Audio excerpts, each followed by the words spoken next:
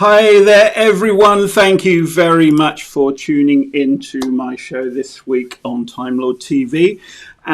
Talking about art, talking about mindsets, talking about money, talking about lots of things. And I have on the show the amazing author, Karen Sutton-Johal, the author of The 4 Money Mindsets. Regular watchers of my show will understand that Karen is an absolute gem. Okay, I was an IFA, as you know, for many, many years. And I always say to people that The 4 Money Mindsets is the best book about money that's not about money. And that's how I introduce it. Hi there, Karen. How are you? Hi, Arwen. Thank you. I'm ever so well. And thanks so much for having me on again. I really enjoy these shows. That's okay. That's okay. It is fantastic to have you on the show, Karen. So we're going to kick off and start in there. If you explain briefly for those who haven't watched this before, Karen, what are the 4 money mindsets? What are they? Well, there are 4 distinct money mindsets. There is a mindset to be in debt. There is a mindset to break even.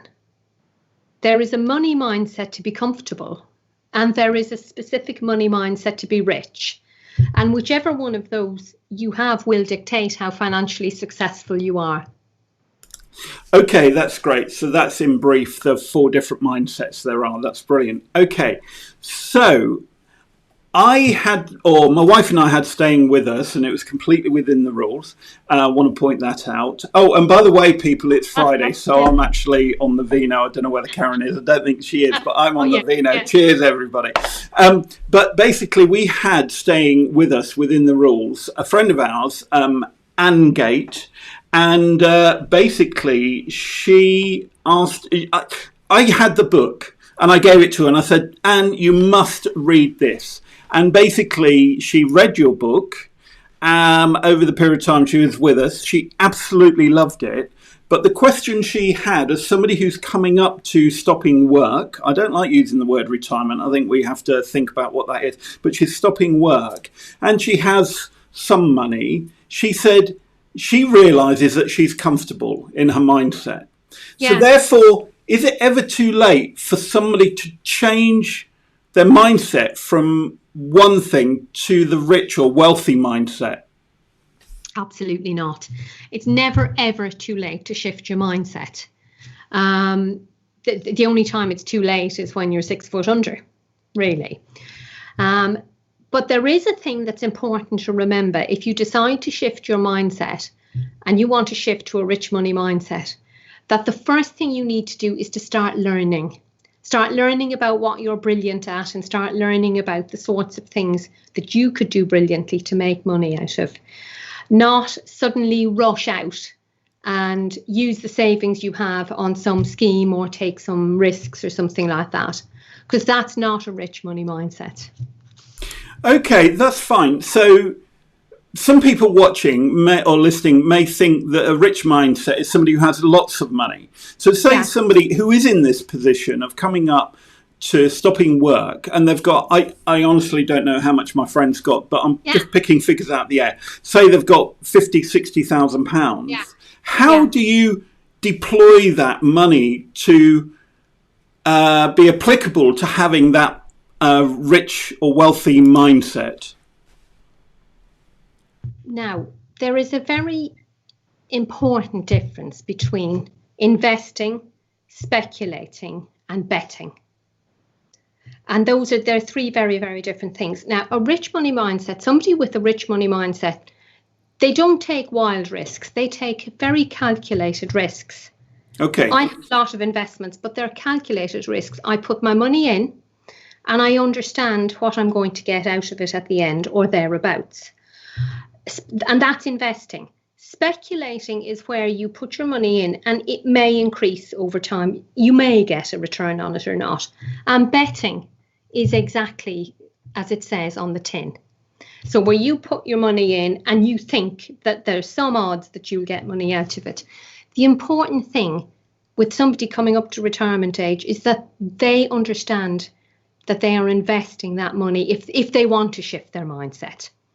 And that would be where they go out and they learn about, what am I good at? They might set up a little business focused on what they're good at. They might make some investments, but people who are rich and have a rich money mindset only invest in what they understand.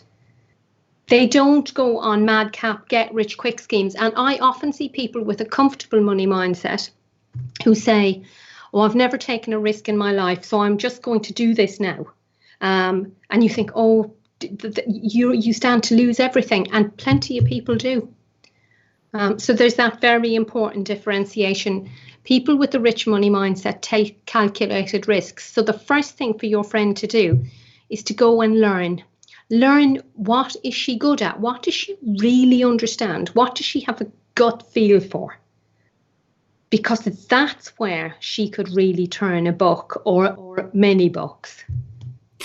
Okay, that's interesting. But is it that you have to do something? You have to set up a business, or you have to write a book, or you have to compose something? Or is it that you just use the money you have and you invest into something you understand?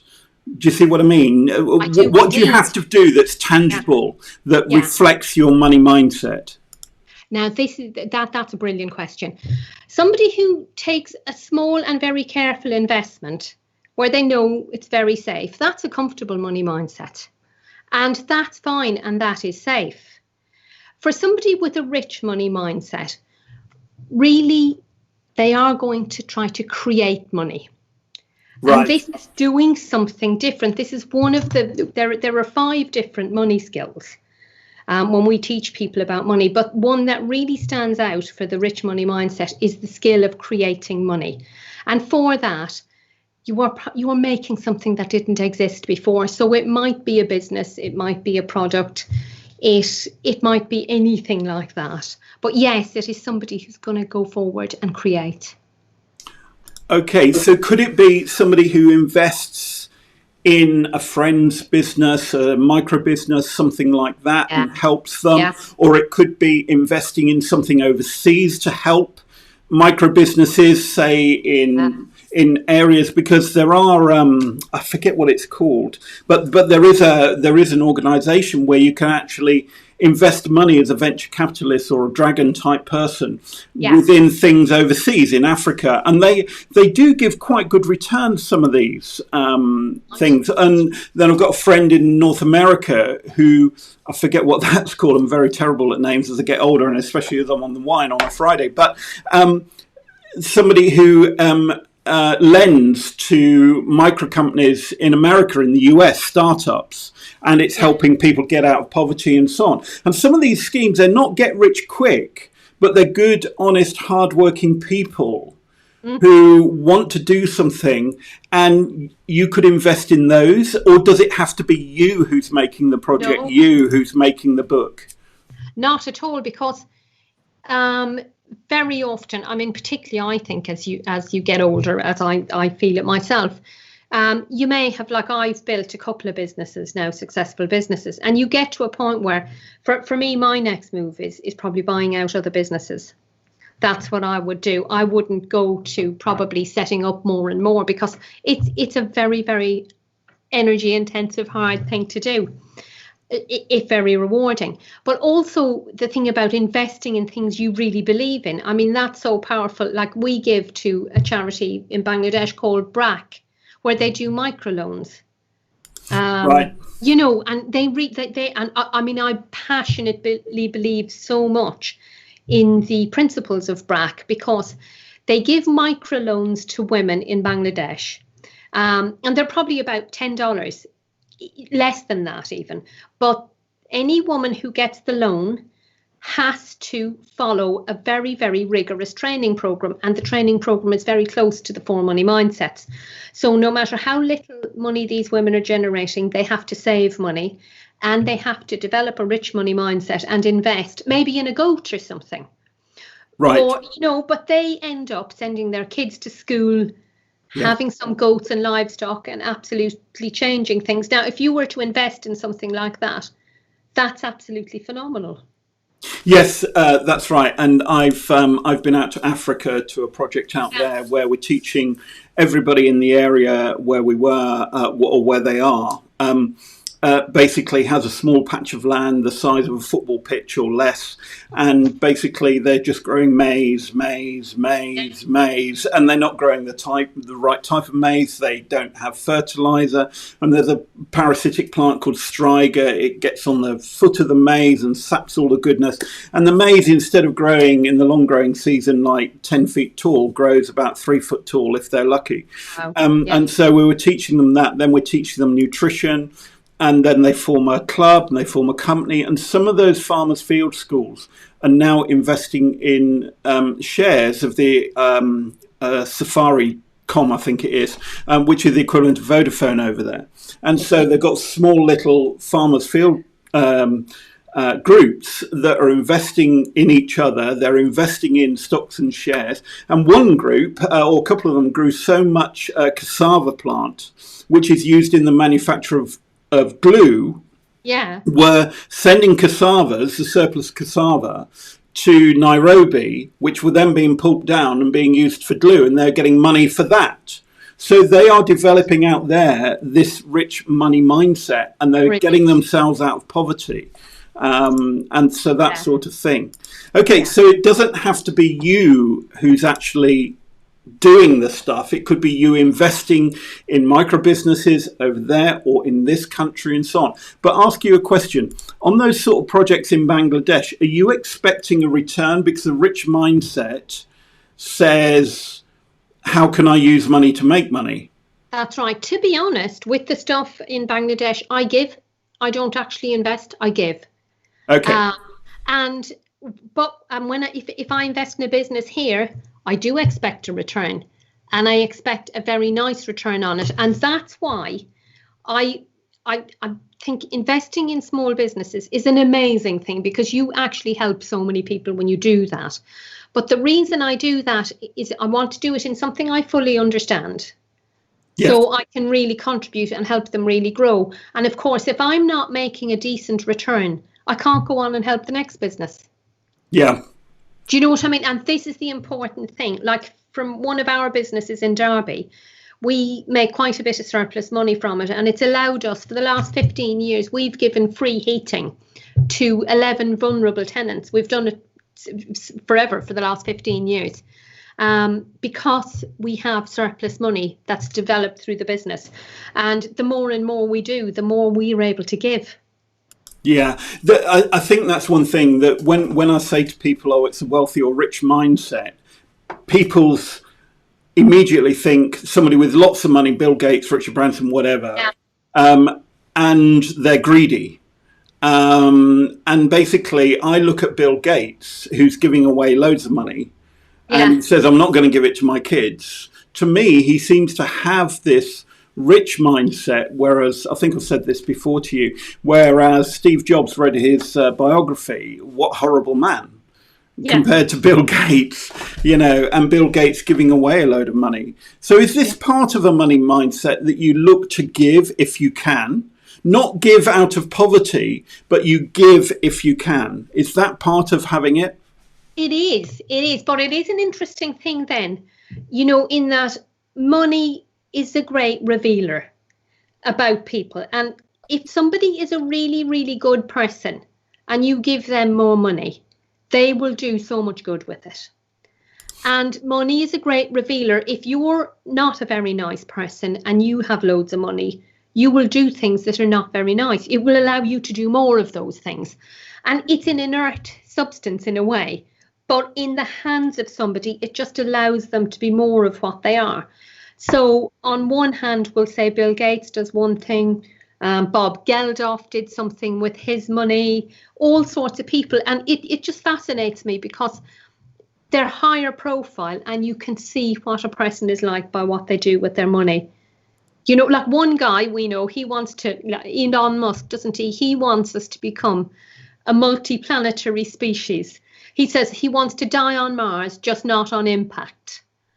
And and that's what he's done with his money. He's worth, the last time I looked, something like 200 billion. That's what that guy wants to do. He's interested in the environment and all of that.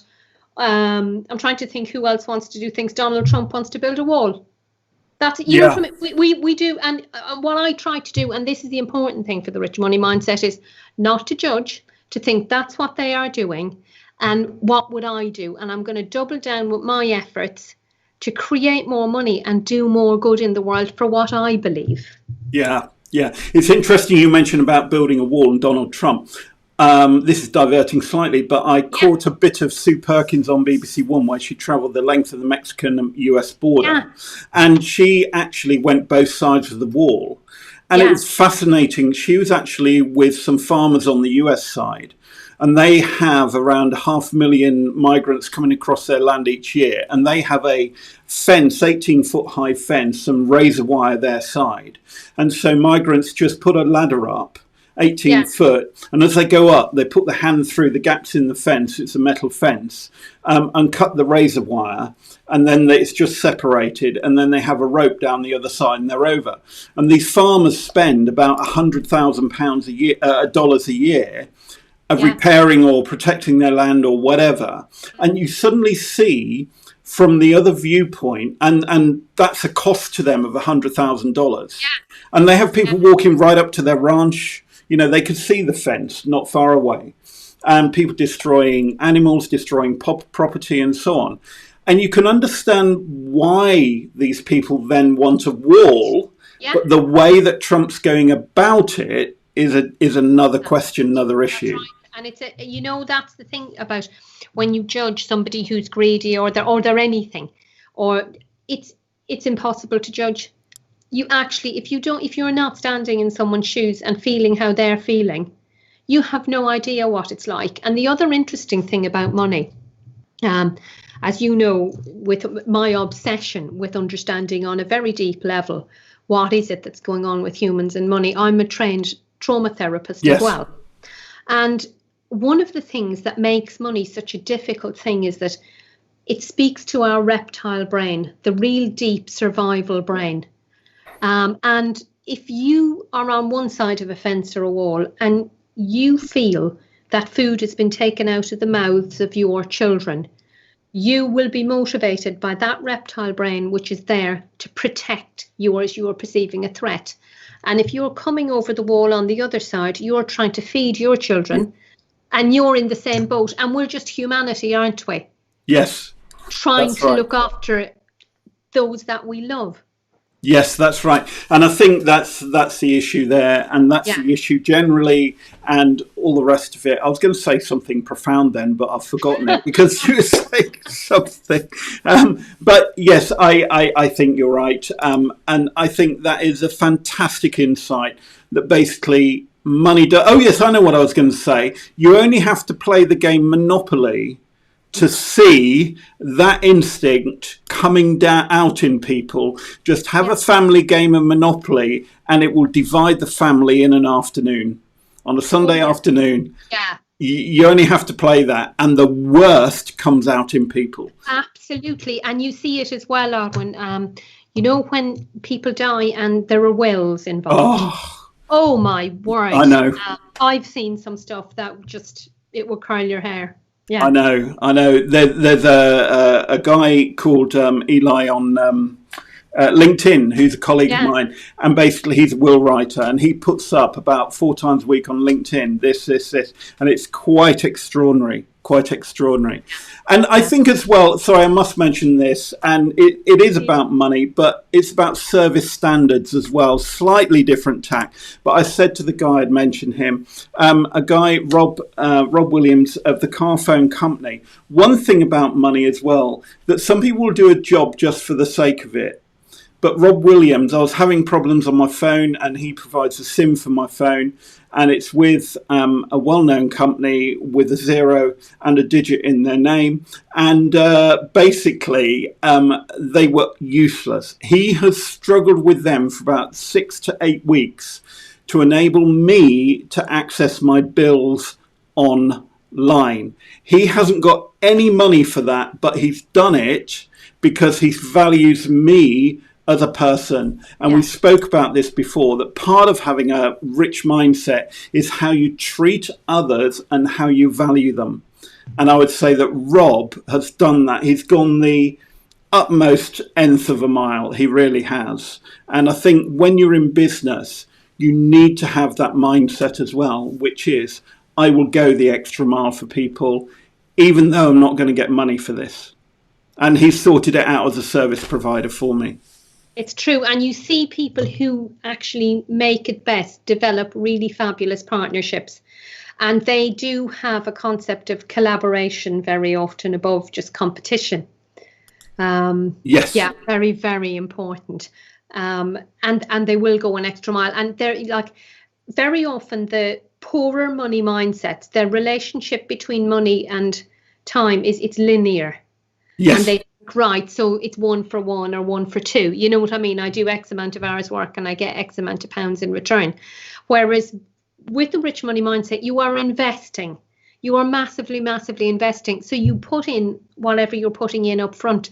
Now, that's often not money. Very often it's energy, it's sweat, it's knowledge, time. It's, you thinking your way around how you can help somebody. And all of this comes together to produce wealth further down the line. Yeah. Well, we must stop there. It's fascinating, Karen. We're going to chat after the show.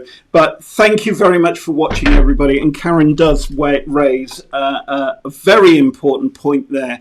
And this is why I call her book, The 4 Money Mindsets, the best book about money that's not about money that I've ever read. Because money dominates our lives, material wealth dominates our lives, and our attitude to that is reflected in the whole of our life, the way we have relationships, engage with people, engage in business and so on, and the way we treat people even during this pandemic. And basically, read the book if you haven't read it already. I cannot recommend it highly enough. But if you get your money mindset onto this rich or wealthy mindset, you will have better and more fulfilling relationships and a better life, I assure you. So thank you very much, Karen, once again for coming on my show. It's been brilliant having you on the show, and I will say goodbye and live long and prosper, everybody. Here's the outro. Cheers and goodbye.